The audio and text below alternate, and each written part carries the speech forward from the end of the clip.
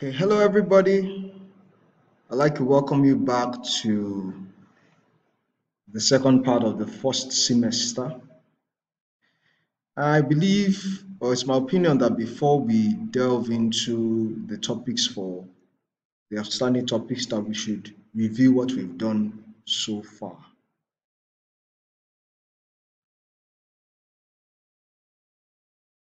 And I will do just that. So if you look at our course description, I believe we've covered the first one. We are yet to do the second. We've done the third, the fourth, the second to the last, and we've touched on a number of these topics.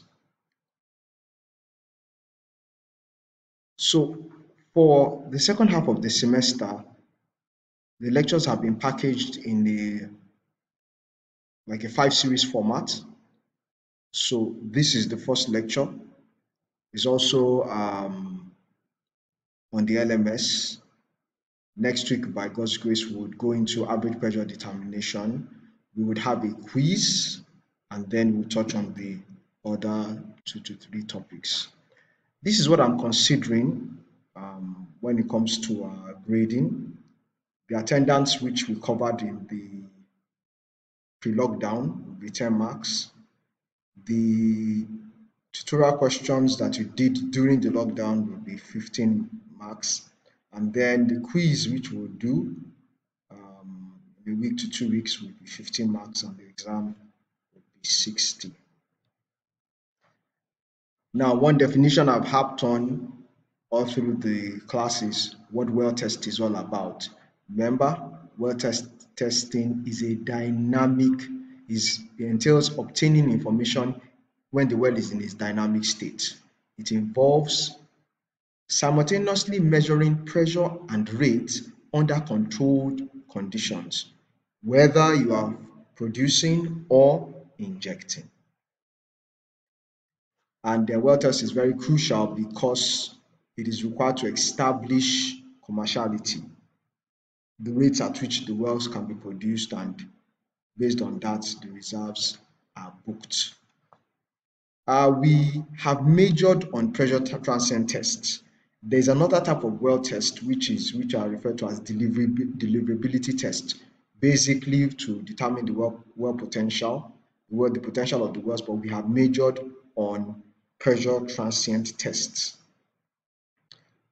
I know you cannot recall this, the 3 aims of well testing: reservoir management, reservoir evaluation, reservoir description. That should be firm in our minds. We also touched on specific well test objectives, objectives as it relates to exploration wells, appraisal wells, development wells. We categorized well testing to single well test and multiple well test. So we touched on pressure build-up tests, the drawdown, fall-off, injection tests, and then for the multi-well test, the interference test and the pulse test. Remember that for each test, you should be able to represent it in an idealized diagram. Remember, we touched on this where a number of a few people in the class came to the board to represent this. So for the drawdown, build up. Now this slide, an interesting picture is here. It's a combined drawdown and build up test. So the first part is the drawdown, and this is a build up test, just in case it doesn't look familiar. We touched on the injection test, the fall-off test, the interference test, and you should know why each test is conducted. It's very important, So I'm just going over this so that we also mentioned that the pulse test is a special kind of interference test which has fewer interpretation issues because it cuts out random noise, and then the trends are very predictable.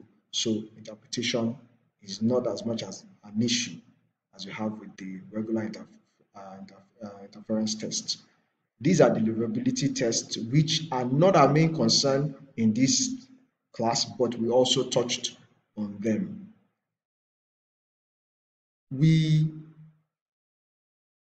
For well tests, once data is obtained, the next thing is to analyze the data, and we try to establish a reservoir model that fits the data and then go into parameter estimation.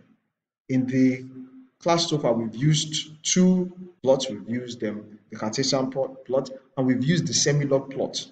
One major thing which we would do before the course ends is how to use the diagnostic plots, the log-log plot, both the type curves and then the pressure derivative plot. It's important to note that well test analysis or pressure transient analysis is an inverse problem. You're trying to infer reservoir properties from perturbing the system either through production or injection. And these slides, of course, this should be familiar to everyone, where we touched on the type of tests, what data is obtainable from well test analysis. I wouldn't stay on this, and this covers lecture 1. We went into drill stem test, and DST is a temporal well completion to identify reservoir fluids, give an indication of well productivity, and then to estimate reservoir parameters. We mentioned that, of course, there are different temporal completions, but typically it's done in cased hole, so that you'll be sure about the integrity of the hole. In your spare time, I would like you to look at this diagram. This covers tripping the DST equipment in hole through the 4 phases: pre-flow, the initial shorting period, main flow, final shorting period, and final trip out. So this is just to refresh our memories, and this details each step. We talked about the DST assembly, different downhole components, and the role of the packer. Yes, I know in the lecture material you had, this is where we started, where we talked about the DST concepts, the interplay of hydrostatic pressure, formation pressure, and cushion pressure. I think it's going to be a good time for you should also be able to represent this in form of a diagram. It's important to know how these pressures come into play. How do they relate to each other so that fluid comes to the surface? I think we need to look at that. We mentioned that, of course, you need surface well test equipment to bring fluids to surface, and this is just layout of surface equipment, and that is what we did in lecture 2. Let me move over to lecture 3, which was quite a lot, and here we talked about the mathematical basis for transient pressure testing, and we actually covered a lot of material, a lot of ground, and here is where we talked about the diffusivity equation, which describes how an elemental piece of rock transmits pressure and flow across a gradient. And though the diffusivity equation is not limited to flow, it's also using heat transfer, but we were particular about flow. I mentioned that 3 equations are necessary. You need a continuity equation, you need a transport equation, you need a compressibility equation.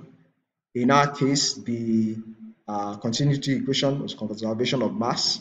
The transport equation was basically Darcy's equation, while the compressibility equation represents your equation of state. In this case, it's just a compressibility volume pressure relationship. And I've included the derivation of the diffusivity equation in this. I won't go over it, but probably you can just follow it. It's not critical for me, but it brings us to equation D7b, which is the diffusivity equation, which is a second order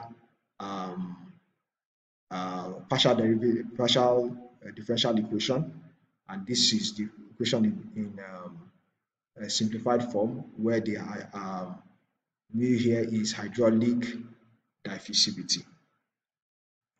And you should note the basic assumptions for the diffusivity equation. Remember that the diffusivity equation, as is stated in D7b, is for radial single phase flow. This implies that for multi-phase flow and any form of non-radial flow, that equation needs to be tweaked, but it would work fine for like water injection or injection tests, single phase fluid production tests. It will work fine. And of course, it breaks down, that equation breaks down when it comes to, of course, high velocity, high flow gas, high gas flow.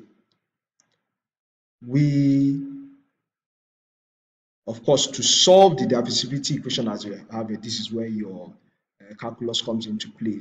You need an initial condition, you need boundary conditions, and of course, for the boundary condition could be an infinite acting reservoir. This is the premise for our equations in this course. Most of the equations that we've treated so far. You could also have a no flow boundary and a constant pressure boundary. This will be brought in when we talk about the pressure derivative plots, and with that we'll go full cycle. Of course, you need an inner boundary condition, because this is what leads us to the line source solution. What you have in blue here is the special case of a special inner boundary solution. But this brings us to the line source solution, which we mentioned on. And an assumption was made that compared to the reservoir extent, the wellbore is infinitesimally small. So with that representation, the equation D13 was invoked, and the line source solution is interesting. It helps us, it's computationally easier, and then it's the solution of choice, especially when it comes to simulating interference test. Hopefully, we'll touch on this before the end of the course. Equation D17 is the solution to the diffusivity equation for an infinite acting reservoir. And we mentioned that the EI function can be approximated to a log function. And this brings us to equation D22, which is the log approximation to the EI function solution. This is the basis, this equation was the basis for our analysis of drawdown tests and build-up tests. We mentioned that equation D22 and the previous equations could actually be written in dimensionless form. And the second part of the course would help you appreciate why casting these equations in dimensionless form would be of advantage to us. And you see that for each dimensional form, we have the dimensionless form. Don't worry, we would also mention this in this second part of the course. So we also treated a few examples on the EI function, and at least this brings us to the skin effect. And here I would like to